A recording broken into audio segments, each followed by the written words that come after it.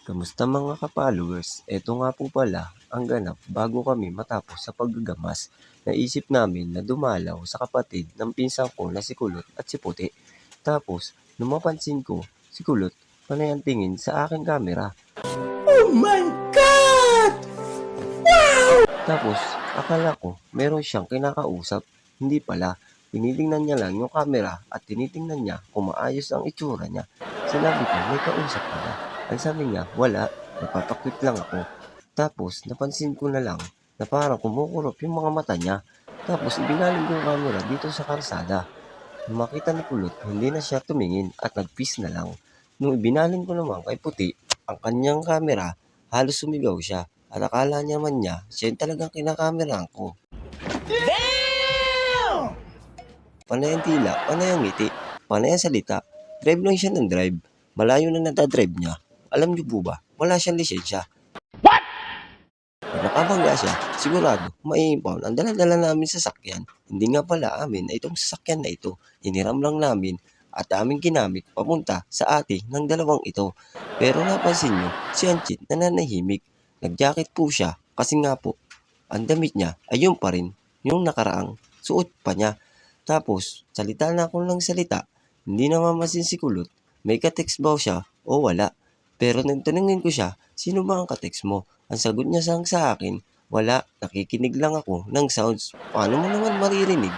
Kung ang lakas-lakas ng tambutso ng tricycle na ating sinasakyan. Panay ang tingin ni Puti at ang kala naman niya, siya yung kinakamerahan ko. Ang hindi niya alam, tinitingnan ni Pulot yung kanyang itsura kung ano nga ba ang itsura niya kapag nasa camera.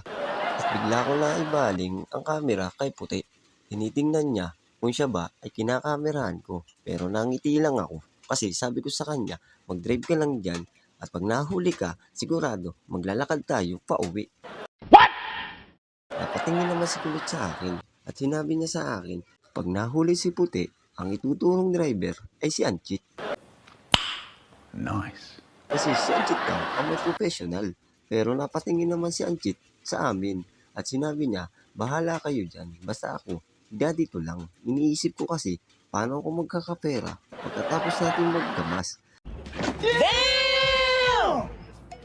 Si Kulot naman, hawak-hawak lagi ang cellphone. Pero wala talaga siyang kausap. Hindi ko na alam kung bakit ganyan siya. Tapos panay ang tingin niya sa camera ko. Iniisip niya siguro na siya lagi ang kinakamerahan. Ang hindi niya alam, tinitingnan din namin ang bawat paligid at ang aming mga dadaanan. Ang iniisip niya lang, siya lang talaga yung nakapokus. Pero tingnan niyo, silang tatlo, magkakasama talaga sila dyan. Dalawa pa rin may Kulot, pareha silang nakapula. Si Angie talaga, nag-jacket lang para hindi halata na hindi siya naligo. At ito naman si Kulot, panay ang sulyap, panay ang tingin, panay ang kurap. Talaga naman, iniisip ko kung meron ba talaga siyang katawagan. Hindi ko rin alam kung bakit si Puti, panay ang ngiti at nag-iisang kamay pa ng pagdadrive. Damn! Akala mo naman talaga, meron siyang professional na lisensya.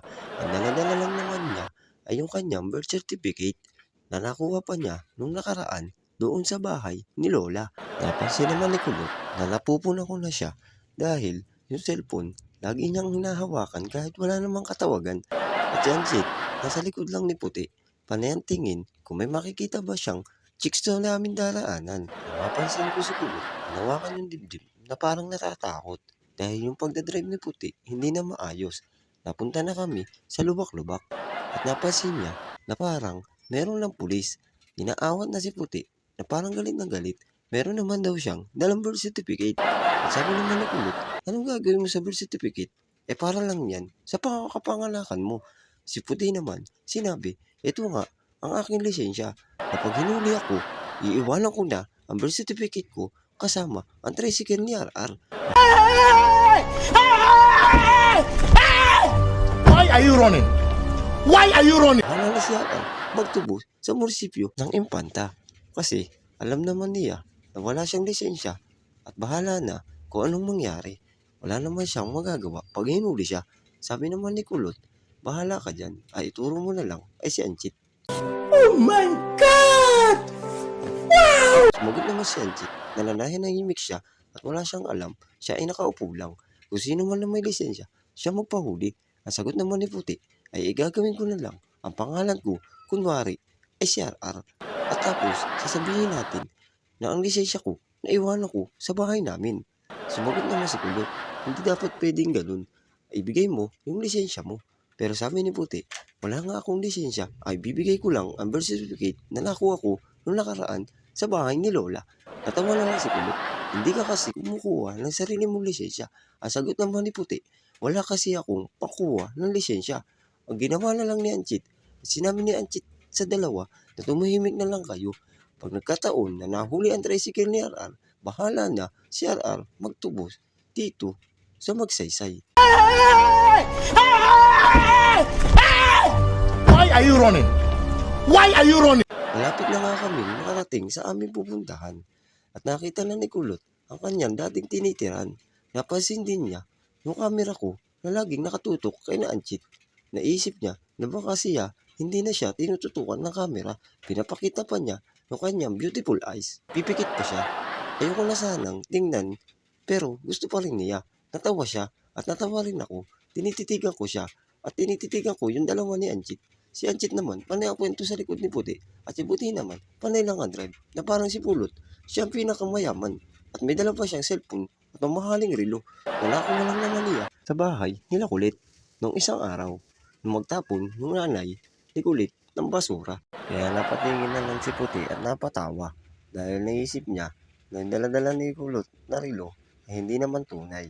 Pero napansin ko na malapit na pala kaming makarating sa aming pupuntahan. Hanggang dito na lang ang video at tinapos ko na. Huwag niyo kalimutan mag-subscribe sa aking YouTube channel, Bino TV. Pakipindot na link ang notification bell para updated kayo sa mga video na lalabas ngayong araw.